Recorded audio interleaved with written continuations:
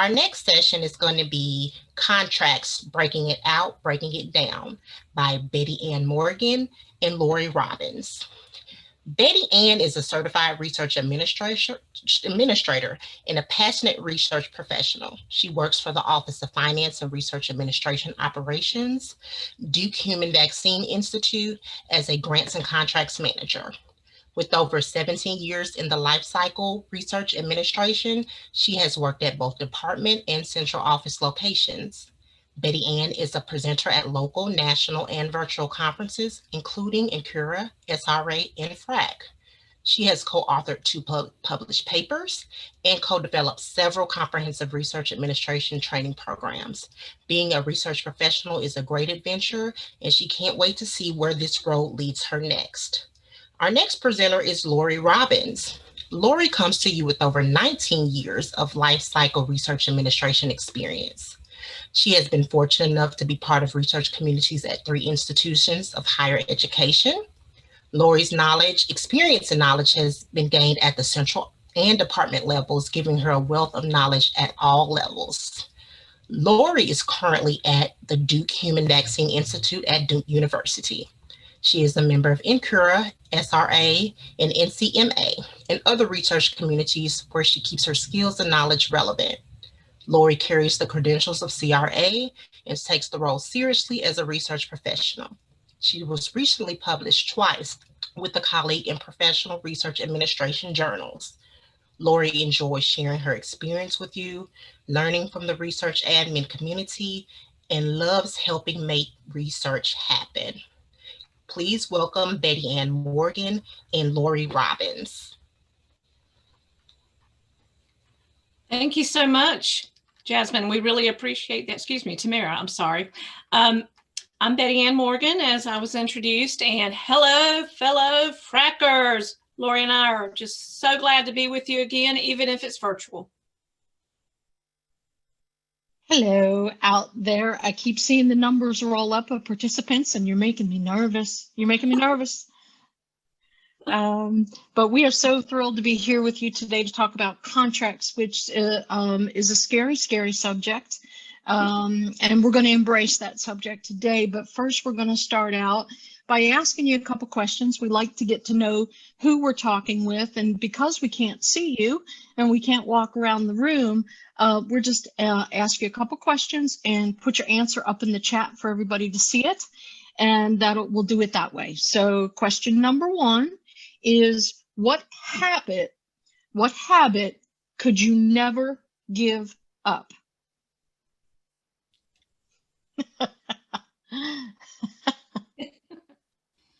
Okay, I'm going to start reading these out, ladies. Coffee, snacking, diet soda, reading, coffee, reading, chocolate, drinking water, knitting, diet soda, reading the Bible, grilled cheese sandwiches, meditation, popcorn, exercise, snacking, tea, napping, coffee, and chocolate. Coffee and chocolate seem to be our 2 top. Binge TV, yeah. That's TV. Awesome.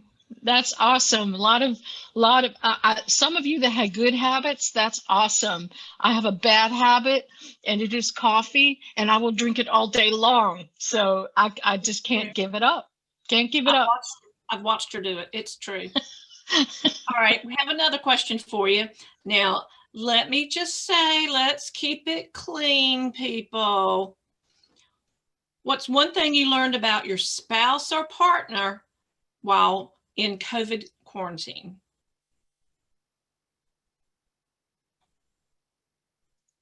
He's gay.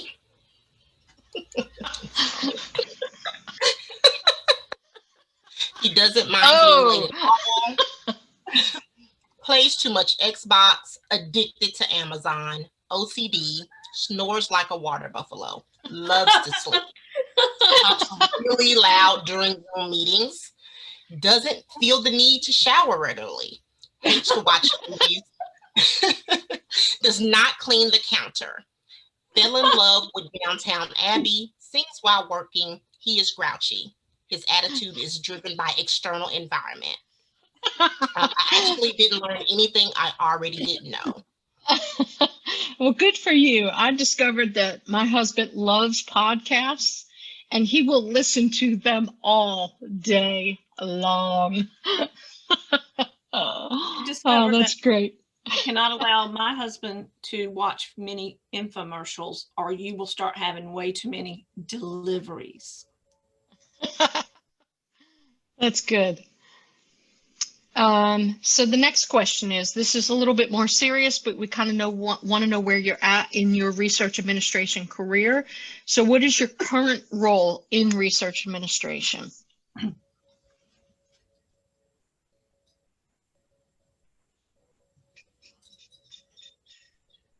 Outgoing subcontracts, senior pre-award office, student grants contract specialist, sponsored award specialist, accountant for the Research Foundation, accountant, grants and contracts manager post-award, pre-award, college research office, post-award, assistant proposal and contract administration, small business, central office, pre-award. Excellent. Excellent. We have a very diverse group. Great. Very diverse group. Last question for now is, what takeaways do you hope to get from this session?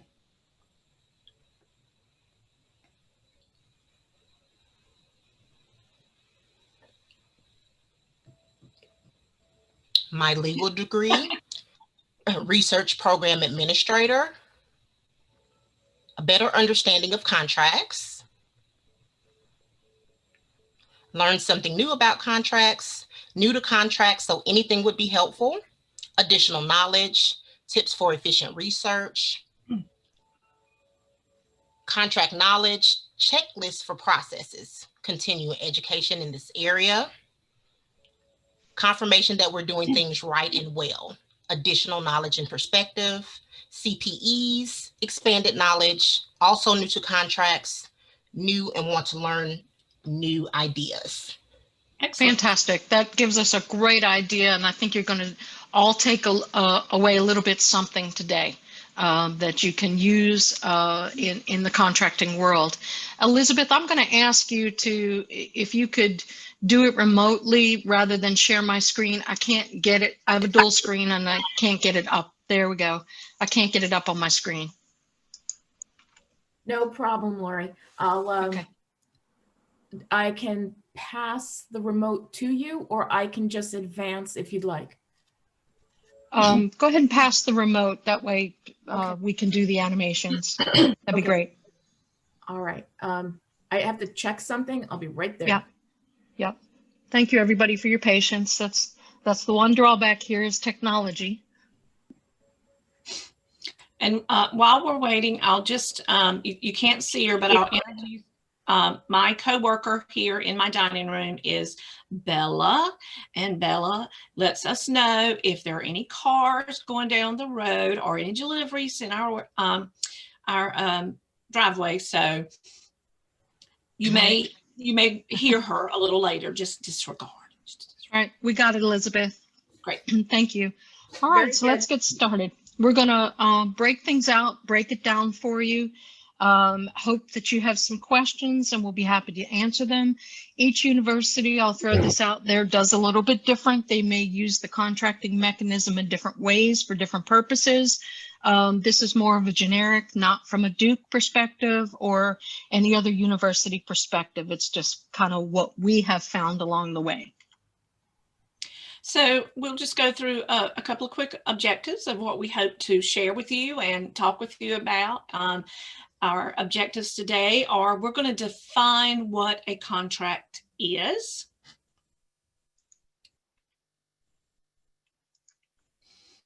We're going to break out agreements, all types.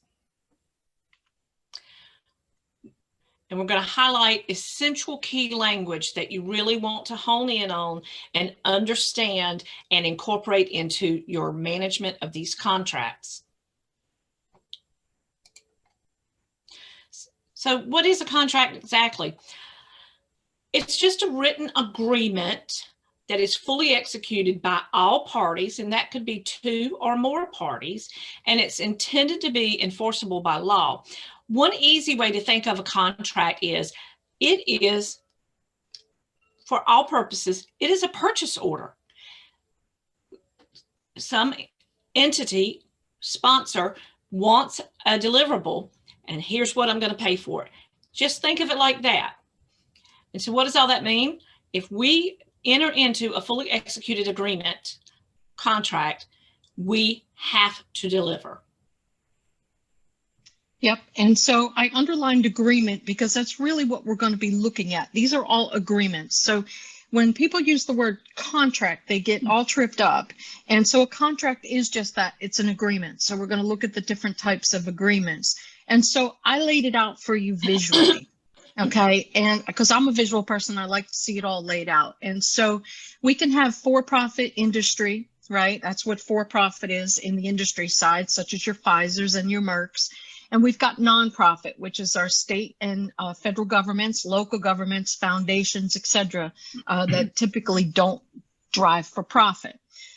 So look across, and I laid it out top and bottom. We're going to look at a clinical trial agreement, CTA, a collaboration agreement, the dreaded CRADA, Cooperative Research and Development Agreement. And I said before, you know, don't run, contracts shouldn't scare you, but a CRADA should scare you. No, I'm kidding.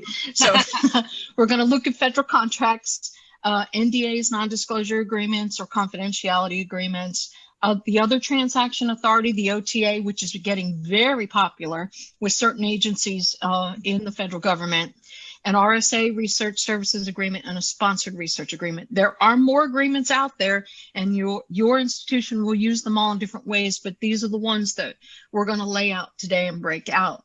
I drilled down a little bit, and we're going to look at a data use agreement, a teaming agreement, a subaward agreement. We're not going to touch on too much. I think we all know what they're used for. Master agreement and an MTA, material transfer agreement. And I put them down the bottom because they can be standalones, or they can be up in one of those other agreements up top.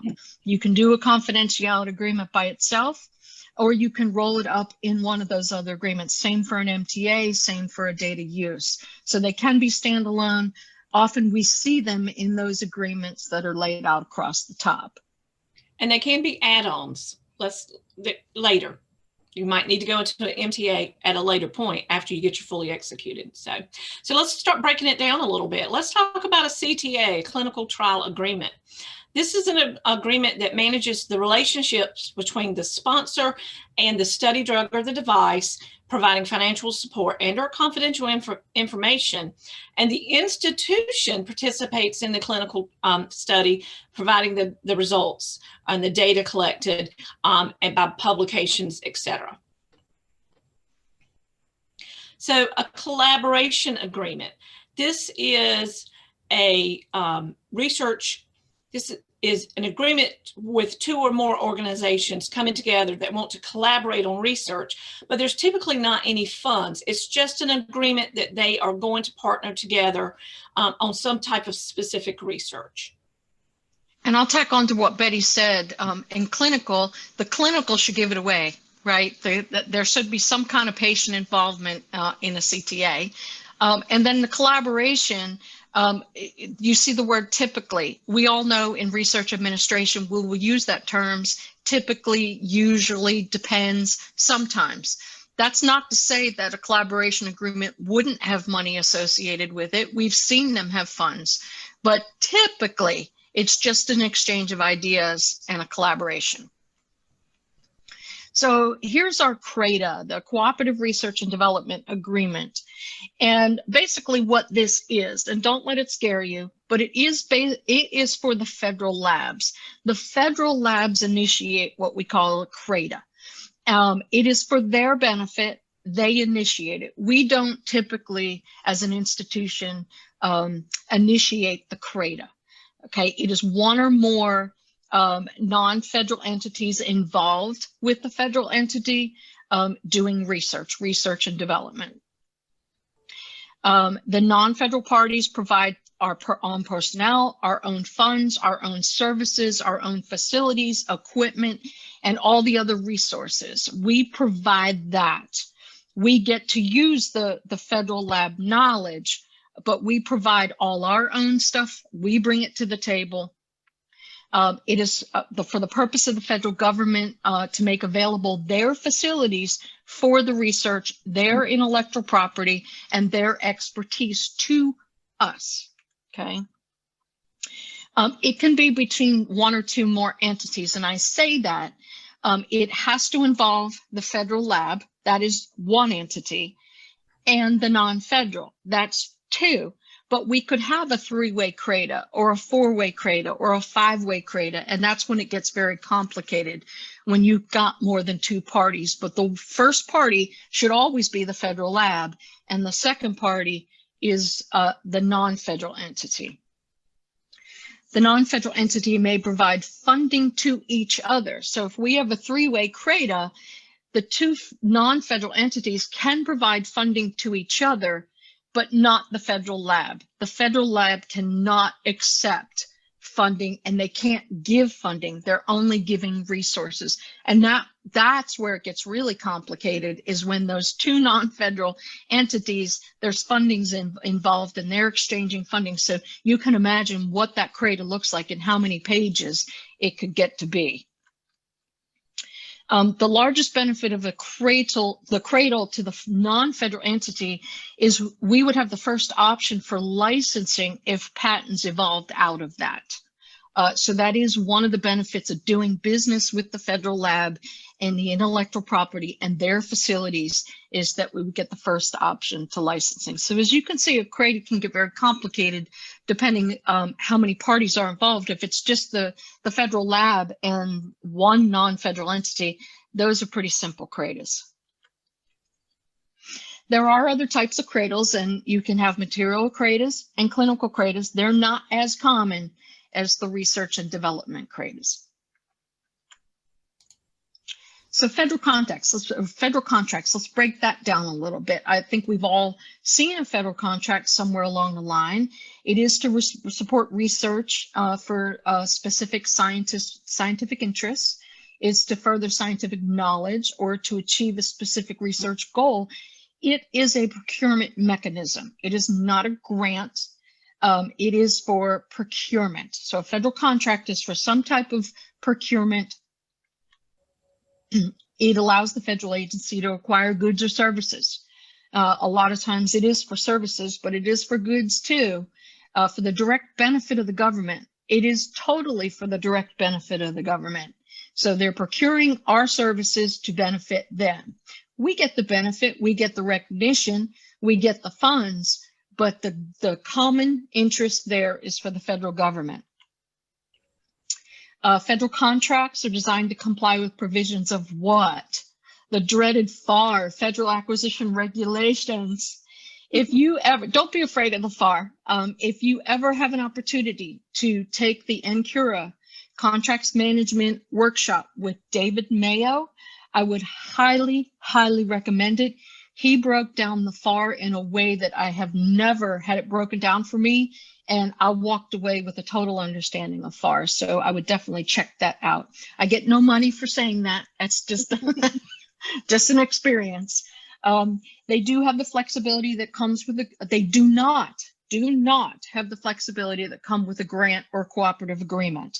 So when you see a federal contract, automatically know it does not offer that same type of flexibility. You are tied to the terms and conditions and to deliver. Yes, yes. They said David is the FAR expert. He is, no doubt about it. There are multiple types of federal contracts. So it's just not one flat out federal contract. There are multiple types, and we will drill down into that. Oh, I'm keeping going here, Betty. You want to join in anytime? Yes, I'm Let's next. look at a CDA or non-disclosure agreement. They are almost one and the same, although the terms and conditions could look a little bit different. It protects information, and that's what we're looking at here with a confidentiality agreement or a non-disclosure. They are protecting information. There's some type of information that's going to flow, and we want to protect it. And it's usually for an exact period of time. A CDA or an NDA outlines information that parties want to share and for a particular purpose. And this should be done before they have the conversation and before the relationship occurs. So two PIs get together, they want to talk about some research ideas, and it is confidential. And it's so one party doesn't steal the other party's knowledge and run with it and, you know, do proposals. They're really talking about ideas, and they want to keep that as those individual ideas, and it should be happened before. It can be standalone. They can do separate confidentiality agreements if they're just going to have a telephone call, okay? Or it can be embedded in another type of agreement. So there's a whole nother agreement with whole other terms and conditions, but they want to keep everything confidential. Sometimes we will just see it in a confidential clause, but it is a confidential agreement. So let's talk about an OTA, an other transaction authority. It's a very special type of vehicle that is used by the federal government, and it is specifically for obtaining or advancing R&D or prototypes.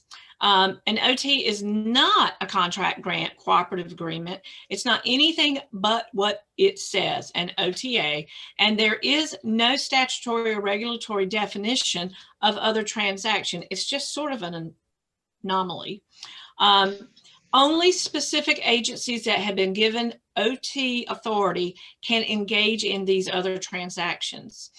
The government's procurement regulations and statutes do not apply to OTs, and accordingly, other transaction authority gives agencies the flexibility needed to develop tailor-made agreements. The only agencies that have this type of authority: NASA, the DOD, the FAA, the DOT, the DHS, the DHHS, and the DOE.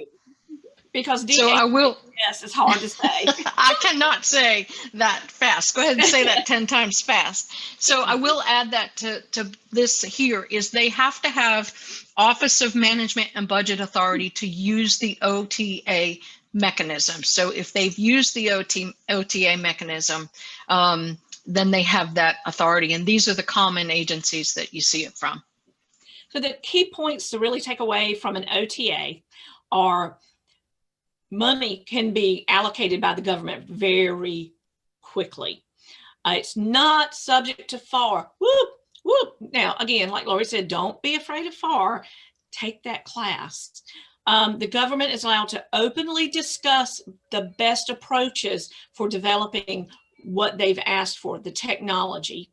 It's generally awarded with a firm fixed price basis that would be paid with milestones or deliverable achievements. And so to tack on to what Betty said, an OTA is not governed by FAR or uniform guidance. It's an entity all its own. However, that's not to say they wouldn't embed some FAR clauses in there. And in that case, you are tied to just those FAR clauses or the uniform guidance. It's not governed, the whole agreement as a whole, to the FAR or uniform guidance. So we have seen some FAR flow down in an OTA, but as a whole, they are not governed by those mechanisms. And so let's just take a quick moment to look at research service agreements, RSAs. It does just that. It provides a service. It's providing something very specific, and it's milestone related to research. The PIs use pre-existing methods and models to analyze and deliver their collected data. And a good example of these are recharge centers, or what some universities, Duke calls them core facilities. They use this type of RSA to engage with the PI. So a sponsored research agreement, or an RSA, it provides funding for a specified period of time, usually for research, to govern the terms of the research project, the scope, publication, deliverables, intellectual property, the funding, data use. It typically does not involve human subjects. We typically do not see human subjects up in an SRA, and I say usually, it's not to say it won't ever happen. The clinical trial mechanism or the clinical research agreement is a better mechanism for that, but that's not to say we wouldn't see it. Payment terms can be cost reimbursable or fixed price, meaning it hits the general ledger, we get reimbursed, or it's a firm fixed price. This is what you can pay no matter what. May be supported by funding from for-profit or nonprofit sponsors. We've seen it both ways.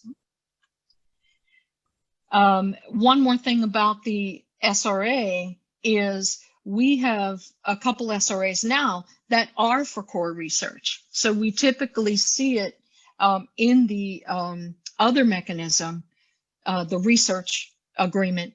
I've seen it now in a sponsored research agreement for the core services, and that's fine. The terms and conditions govern that, and the scope governs that. So there are exceptions when we say usually. And okay, so the next one, let's break this one down. The data use agreement, the DUA, it can also be referred to as a data transfer agreement, a data sharing agreement. There are other words for it, but they all essentially do the same thing. It's to share and use the data collected from another source. So you have the data, you have the source, you want to share it someplace else. Clinical trials are very common to have a data use agreement in there because you're sharing the data collected from the trial, or the research agreement to have that data used because you're transferring data to another party. It protects the confidentiality of that data. Okay, can be standalone, but it's often embedded in other types of agreements. So I've seen it both ways, where I've got some data, I want to share it with you. Or here's the agreement, it's generating data. You get to use my agreement, my data. So we're flowing those terms of the data use in that agreement.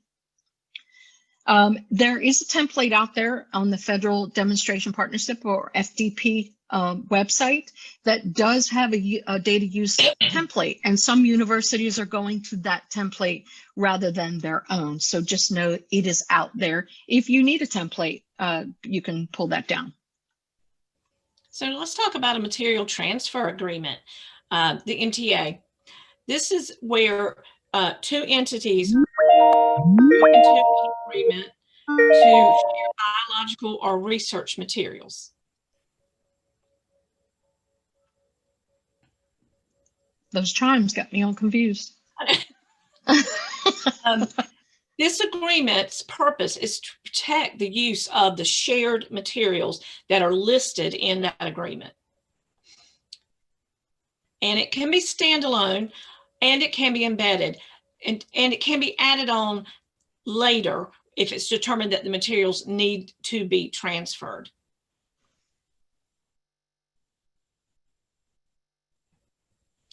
And a lot of times you'll see it just primarily as an agreement of we're going to exchange these materials, but there can be funding that's associated with that as well. It could be either or both. Teaming agreements. Now, I personally didn't start seeing a lot of teaming agreements until about 4 years ago, but I think they've become a little more popular. They're very, very similar to the collaborative agreement that I talked about earlier. This agreement is typically, and there's that word again, typically, unfunded, and it binds one or more organizations that are going to prepare and submit a single proposal together.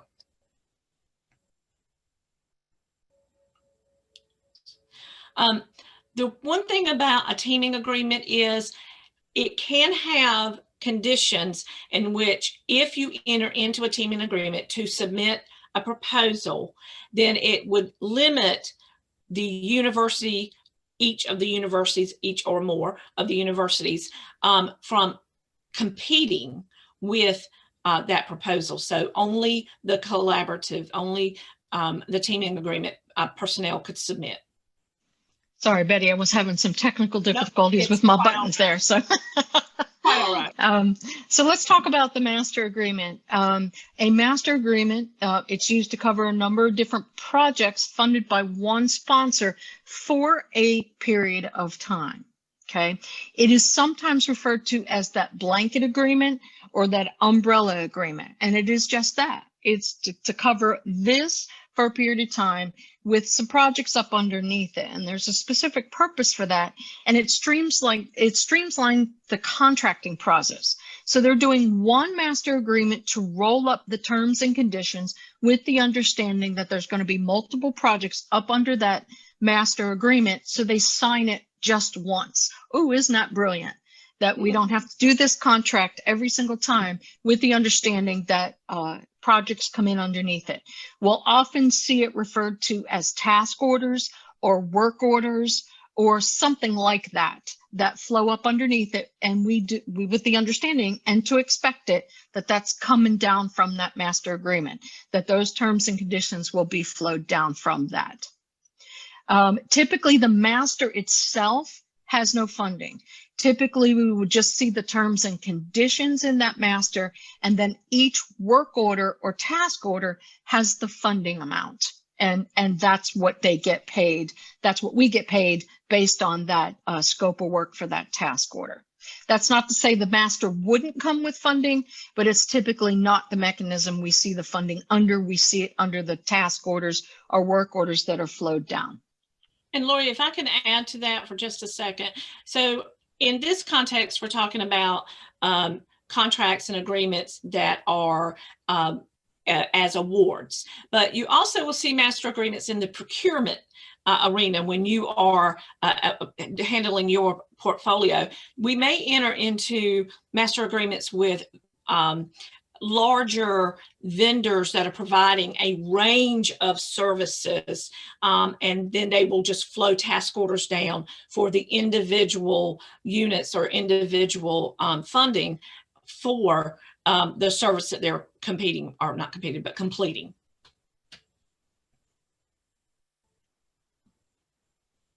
So what's common in all of these? There's some common language, or there's some common components in all of these. So think about all the pages that we went through and the different type of agreements. So the parties to the agreement, in each and every one of them, there could only be two. They have to have two parties to make an agreement, right? Or there could be multiple parties. That is common in all of the things that we just went through. They all come with some kind of terms and conditions. Either the type of sponsor, the agreement, the scope dictates those terms and conditions. So they all come with some type of terms and conditions. Payment, if there's payment involved, how do we get paid? Is it off the general ledger? Is it milestone? Do I have to do something in order to get that money? Who invoices? Do you invoice as a department, or does your central offices do the invoicing? It all is driven on, in most universities, on the type of contract it is. Milestone-based, general ledger-based. So that's a consideration, but there's always going to be payment terms in there if there's money, okay? Deliverable, a contract or an agreement, there is some type of deliverable, whether it's tangible or intangible, that needs to be protected. So that's why the contract mechanism is, or the agreement mechanism is often used when there's some type of deliverable, because the university has to be protected and that deliverable has to be protected. So that's all common in every single one of those agreements. So let's talk about a few hot button issues that hold up the full execution of and the negotiations of these contracts and agreements. Intellectual property, IP, really a hot button. Who keeps what and who has the right to it? And a lot of times that negotiation can go on for quite some time between the entities that are going into these agreements. Background IP. Who has what and who has the right to what happened prior to this current agreement? Again, that is something that just seems to put a hold up on a lot of full executions for these types of agreements. Publications, can't stress this enough. What do we as universities and institutions want to do? We want to publish, right? And we want to get credit for that. Can we publish or not? That can be a deal breaker. Payment terms. No, we're not going to pay up front. No. So we have to negotiate that. Governing law is a big one, especially with state institutions. What state's law will be accepted? Is it like in our case, we're in North Carolina, is it only governed by North Carolina law, or will we accept New York's law? That has to be negotiated. Indemnification, risk, liability, that's a deal breaker. And that's what indemnification means. That word itself is super, super scary. But really, when you break it down, is which party bears the risk. And if it's a clinical trial and you have the sponsor, say Pfizer or Merck, and I hate to use them, they just come to mind, and they don't want to indemnify or put an indemnification clause in there, that means we're bearing all the risk. But it's their clinical trial. So that's just what indemnification means, who bears the risk. And then there it is again. Yep. The FAR clauses. The FAR clauses can, we as institutions of higher learning, can we accept certain FAR clauses? And if you, again, I stress, if you're not familiar with FAR clauses, Google it, take some courses, become familiar. So before we even get the award, all of these items have to be negotiated and accepted by both parties, or with some things you might can remain silent, and that would be handwritten in or typed over that we don't accept this and we will remain silent on it. Okay, whoa, Lorrie, Betty, what in the world? Listen, take a sip, it's okay. We've got this. So we have the award. All of the negotiations have happened before us. It's been fully executed and it has routed itself to us. So what are you going to do? You're going to break it down, you're going to break it out, and then you're going to do a break dance. So who's your sponsor? What type of agency? Is it federal? Is it non-federal? Is it for-profit? Is it not-profit? Okay, language varies according to what kind of sponsor it is. What kind of agreement is it? It's one of those big lists that overwhelmed us a few minutes ago. Break out the individual parts, read it. Language will be different based on what it is we're delivering and how we deliver it.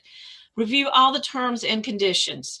Highlight them. If you don't understand them, find out what it means. What do I need to tell the PI and the research team? What do I need to know to fully manage this now that I have it?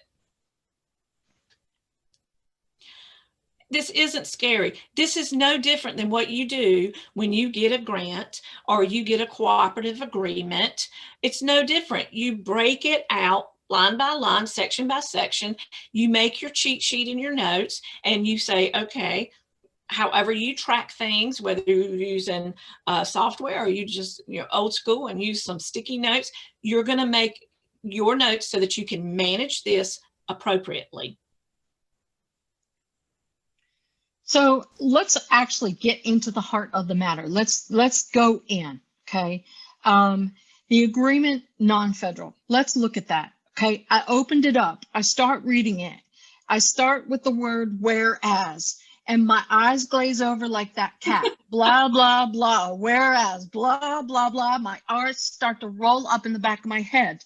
Good Lord, what does that mean? That word whereas causes me to pause.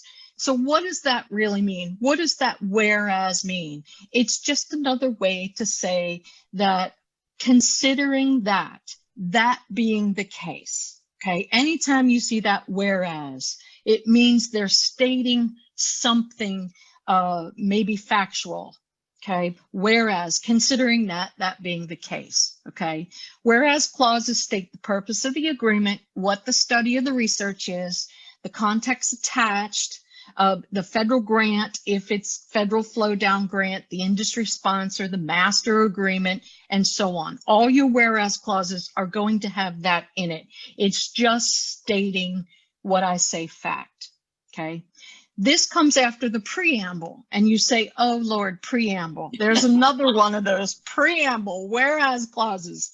It's Preamble is a fancy word for introduction. Preamble is just to introduce, which talks about the contract name and the type, the effective date, and all the parties, all that important stuff. It's all important stuff.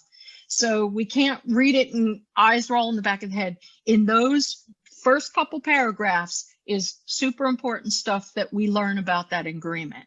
So let's break that down a little. Here's a preamble language. This research agreement, and this research agreement, it was so important I said it twice. Should only be once. Hereinafter referred to as agreement, right? It sets the effective date out. The effective date and term may sometimes be different depending, it's very common in industry agreements to see effective date, but then further down the term, and the term may be different than the effective date. It can get very confusing. I don't know why they do that in industry. I can honestly tell you, I don't know why they do that, but it happens. But the effective date is the date that is typically started. So we see that in the preamble. And then the next paragraph might talk about the company, where the company's located, the institution. So that tells us the company and the institution that are participating in the research. Then we start getting into those whereas clauses. Whereas is a nonprofit in educational research healthcare institution in pursuit of its educational healthcare purposes, and so on and so on. It is stating who we are. The contractors engaged in the development of pharmaceutical products. It tells us what the company is doing.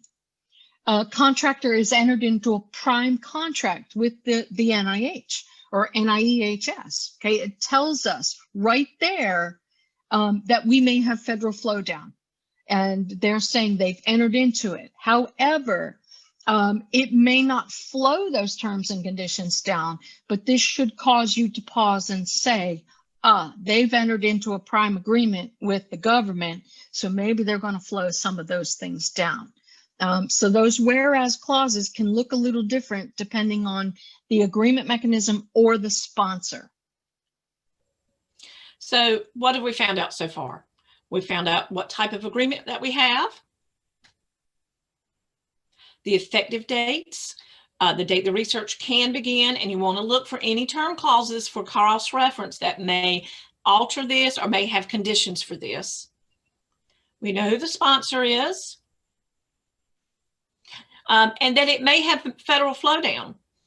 Red flag that if it does, because they may not have put the terms in and you may need to ask for that. So let's go on to breaking down the layers a little bit. So what is the term? It's the beginning and the end. Okay. And it will have, this agreement shall become effective on this day until then, unless sooner terminated. So you may find other language as you're going through, such as if it could have an extension term, early termination, do you have to return any materials, and what if payment is terminated?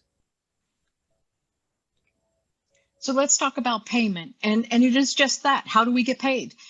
What do I need to give the sponsor to get paid? Are they just going to give it to us? Do I need to invoice them? Do I need to do a deliverable? It's usually contracts are deliverable based. So here it is, contract basis. This agreement is a cost reimbursement type contract as compensation is providing for research in a timely manner, compliant and complete manner, shall be, so on and so on. I see FAR clauses, so that should cause me to pause that somewhere along the line, we need to look at those FAR clauses and what our restrictions are. And they're referencing attachment C, okay?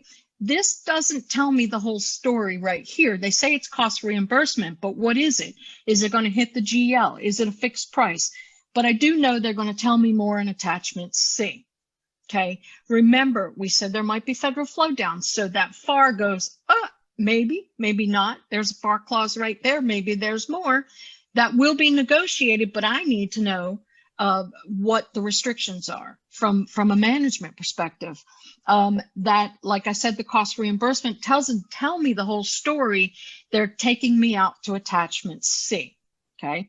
The attachment C is either going to break it down to milestone, to cost reimbursable, costs incurred, capitation, etc. It could say a lot of different things.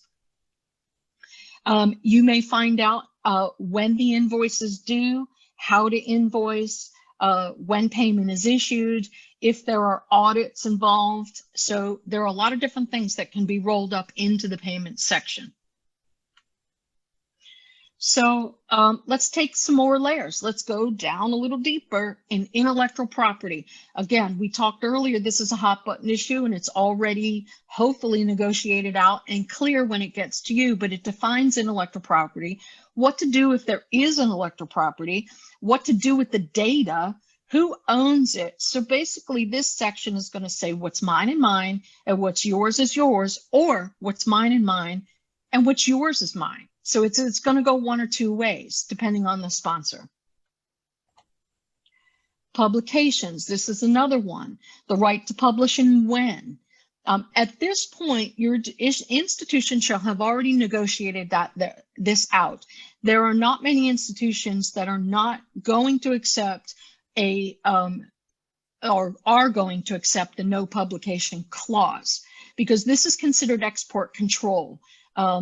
The goal is that we do publish. The goal is that we publish the research and republish the results. When you can't, and they put a restriction on that, it becomes a problem. And why? Why do we need to know all these layers and what they say? Because it's important that we are communicating that with our PI or our program personnel at our kickoff or monthly meetings, to tell them what they can and can't do, what has to happen in order for them to publish, what happens if they generate data, what happens if they have milestones. And so that's where we need to communicate as the research professional when we manage these contracts. So let's talk just about a couple of common attachments you may or may not see. A scope of work, the statement of work, a research plan, of course, your budget, as Lorrie was talking about, your payment terms, your invoicing terms, whether or not there's federal flow down. There could have a data use agreement or a non-disclosure agreement or confidentiality agreement already attached to this at full execution. So every agreement is different, and the attachments may vary with each individual one. So a few types of federal contracts. The fixed price, it's a set rate already established by the government, and it's for a very specific deliverable. It's usually about goods or services. Cost reimbursement hitting the GL usually pertains to R&D. Here's the fun one. Indefinite delivery and indefinite quantity. This is where the government just isn't sure how much they're going to need or the quantity of a good or a service. And that's why they put the word indefinite in there, IDIQ. And it's usually for a fixed period of time. So to tack on to Betty's payments here, what type of contracts? It's all cost reimbursable. We're going to get reimbursed somehow, some way, right? But for purposes of how we get paid, cost reimbursement in our institution and most institution is what hits the GL, right? And so the actual costs incurred. Some say now costs incurred rather than cost reimbursement, but it's all cost reimbursable. So that's for purposes of distinguishing the different types.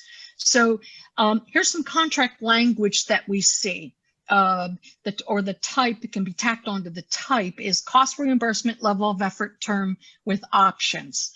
We will see that language. Or master agreement with task orders. We talked about that, right? Or it's a firm base component A with options. We've seen that language too. Oh my, what does that really mean? Or firm fixed price, it's not up for negotiating. A firm fixed price means the government says this is what you're going to be paid and you better do it for that. That's all there is to it. Firm fixed price, not up for negotiation. The fixed ceiling price, the sponsor will go up to, just like that, a ceiling will go up to, but not over. So we're going to see all the, and they all mean something very different. You want to watch for that time and material language. Most institutions are not time and material, we're effort-based. And time and material is actually keeping track of man hours. We don't do that in most cases. So if that sponsor says, absolutely, we have to have it that way, you see that it comes as time and material, there's typically going to be something more involved. The invoicing is more involved, the reporting is more involved. Why does this matter to me? Why does any of this matter to me? And that's what you're probably thinking now. My eyes are glazed over. Why do I care? You are the portfolio manager. This how you drive, it drives the how you manage the funding and how you manage the invoicing, and know that it has very little flexibility, that these terms and conditions that come to you have very, very, very low threshold for flexibility. So where are the layers in a federal contract? Unlike the non-federal contract, you can clearly see those, where you're going to see them in the what we just talked about, and in the articles. There's going to be articles stating out budget, costs, key personnel, and then there's going to be your FAR clauses, and that's another added layer, which could be pages and pages and pages. This is all, again, negotiated before it gets to you, but we need to understand the restrictions.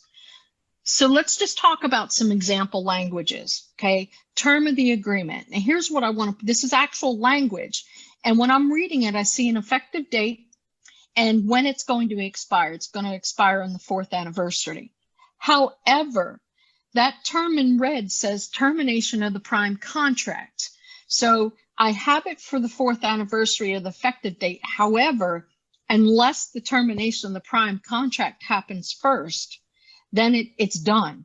So you may think you have a 4-year contract, but if the prime loses its contract early, so do you. And this has actually happened, that they had to renegotiate their prime contract. It was done for us until they renegotiated. So watch for that. You may not have the 4 years like you think you do. You're going to look for effort language, specifically for your key personnel, whether they have to stay within a certain percentage, either decrease or increase.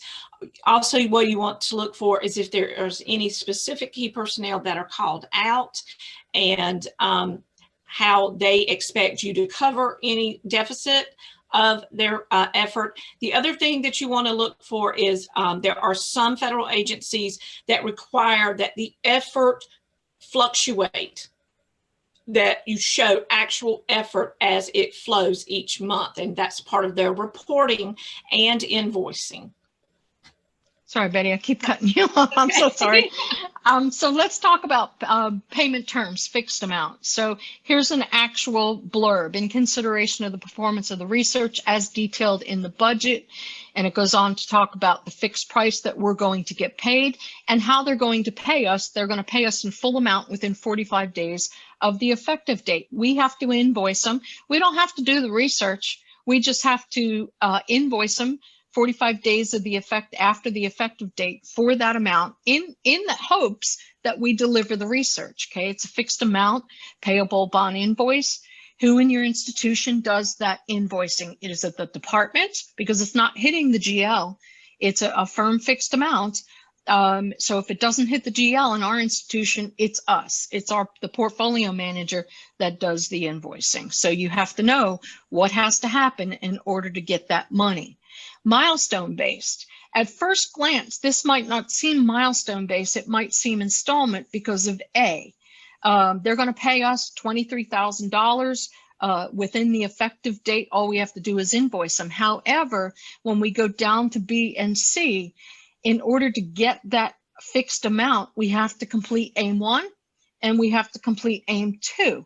That's a deliverable. That's a milestone based. Some institutions might consider that a hybrid, right? Because you're getting an automatic payment. All you got to do is invoice them and show nothing for it. However, B and C, you do have to show something for it. So we would consider that a milestone based. Okay, I have to deliver something to you to get that. So let's talk about no restrictions. just conditions, publication and publicity. So basically this is saying, is telling you what is required according to, look, here's a clause. We need to check on this clause. And it goes on to tell where the clause is located in the agreement and who it's with. So what this breaks down is what is it that we have to do in order to publish. And basically all of this is just saying you have to mention your sponsor. You have to mention the National Institutes of Health. You definitely want to let your PI know that. And so here's where I feel like I should stand and have on like a George Washington wig and go, hear ye, hear ye. This is this huge, you know, condition about how you have the right to publish. Basically, the thing that you want to read through and see is, do they require that they get to review and approve the publication prior to it being published? And they're stating that in good faith that we will look at their comments and incorporate those or negotiate those with them if they have some things they want to put in our publication. And if that we don't receive comments by X amount of days, we can publish. So some key learning. You want, go ahead, Lorrie. Go, Betty. Okay. Go. Each sponsor has their own set of hot button terms and conditions. Read, read, read. The sponsor terms and conditions may not be the same depending on the agreement mechanism. And I will tack on to the first bullet point is that the institutions also have their own set of hot button issues. Some of these Some are going to go, yeah, Betty. are negotiable and some are not. And that negotiation will be done before the award is handed to you. The type of sponsor and agreement dictates how it is managed from the science and the award management perspectives. Communication is the key. What you find out that could affect what your PI does. If there's milestone-based deliverables, he needs to know about that. If there's publication requirements, make sure that the PI is up to date and that you know that these things are being done correctly. So in a contract or an agreement, make no assumptions. Absolutely make no assumptions. Always clarify it with the sponsor if you are unsure. The contract or agreement mechanism is not flexible at all. And so, so don't leave yet. Contracts, you know, the Cliff Note version. And my coworker does not look like this, but she acts like that. So hopefully it was not too painful for you today and you had some takeaways. So we've got about 2 minutes. If anybody has any comments or questions, thank you. If you have a specific question, we can answer for you in a couple minutes. If not, feel free to reach out to us and we will be happy to engage with you. Okay, ladies, we do have a question. Going back to the early termination of the prime, how would you address this? How would you ask the sponsor to clarify this term? Right. So what we did is we opened up dialogue with them. We called them and said, because we were getting to the point where it was end of the budget year for us, and we needed to either continue it or not continue it, and found out from engaging with the sponsor in an email that they had to renegotiate their prime. Well, that was a hot button word for us. So we called them to find out what is going on. And they essentially said, in order to extend the agreement with you into the next budget year, because we had no automatic carry forward, we have to renegotiate. So that put it on hold for us. We had no other option but to do that. But open up that communication and dialogue to find out what is happening. Okay, next question. Are there any special concerns to be aware of regarding clinical trial agreements? Lots of them. Yeah. The biggest thing is the stumbling block on clinical trial agreements is the budget. It is fixed price capitation. And it rolls up many, many different factors, the clinical coordinator effort, everything, what's not billed for insurance, the pharmaceutical costs. And you got one shot to get that right because it comes into you as a firm fixed price. That is the biggest concern, that if you don't get that budget right away, the institution loses money on that study. And of course, the next thing is the human subjects and IRB approval and all of that as well. Wonderful. Those are all of our questions. We do have some comments. Wonderful, informative presentation. They always walk away with your presentations with understanding of how to approach the contract. One question just came in. Does anyone else have to bill out-of-pocket insurance costs for patient responsibility? Out-of-pocket costs is usually handled by the institution or the hospital, because when they're enrolling that person in the clinical trial, they're usually getting it out of either Encore or Epic. And the clinical coordinator is usually putting those costs in there that are billable to insurance. You would typically have your own copay for your own insurance, but those costs would be billed by the hospital separate from the clinical trial itself.